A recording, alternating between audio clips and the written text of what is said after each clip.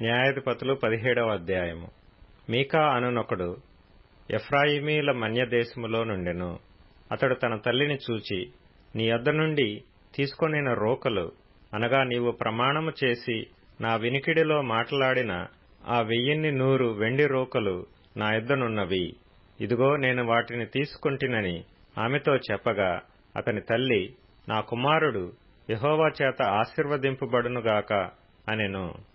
అతడు ఆ 1100 రోకలను తన తల్లికి మరలా నీయగా, ఆమె పోత విగ్రహము చేయించుటకై నా కుమారుని చేత తీసుకొనిన ఈ రోకలను నేను యెహోవాకు ప్రతిష్ఠించుచున్నాను, నీకు మరలా అది ఇచ్చెదనెను. అతడు ఆ రోకలను తన తల్లికి ఇయ్యగా, ఆమె వాటిలో 200 పట్టుకొని కంసాలికి అప్పగించెను.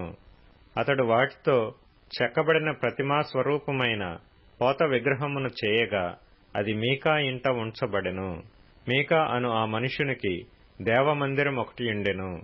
మరియు అతడు ఏఫోదును గృహదేవతలను చేయించి తన కుమారులలో ఒకని ప్రతిష్ఠింపగా, ఇతడు అతనికి యాజకుడాయెను. ఆ దినములలో ఇశ్రాయేలీలకు రాజు లేడు. ప్రతివాడును తన తన ఇష్టానుసారముగా ప్రవర్తించుచూ వచ్చెను. యూదా బెత్లెహేములో నుండి వచ్చిన యూదా వంశస్థుడైన ఒక యవనుడుండెను. అతడు లేవీయుడు. అతడు అక్కడ నివసించెను.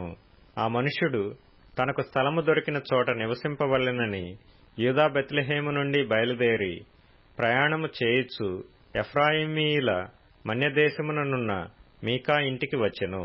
మీకా, నీవు ఎక్కడ నుండి వచ్చితివని అతని నడుగగా, అతడు, నేను యూదా బెత్లెహేము నుండి వచ్చిన లేవీయుడను, నాకు దొరకగల చోట నివసించుటకు పోవుచున్నానని అతనితో అనెను. మీకా, నా యొద్ద నివసించి నాకు తండ్రివిగాను యాజకుడువుగాను ఉండుము.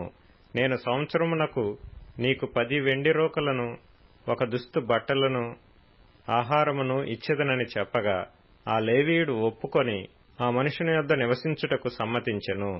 ఆ యవనుడు అతని కుమారులలో ఒకని వలె నుండెను. మీకా ఆ లేవీయుని ప్రతిష్ఠింపగా, అతడు మీకాకు యాజకుడై అతని ఇంట నుండెను. అంతట మీకా, లేవీయుడు నాకు యాజకుడైనందున యెహోవా నాకు మేలు చేయునని ఇప్పుడు నాకు తెలియను అనెను.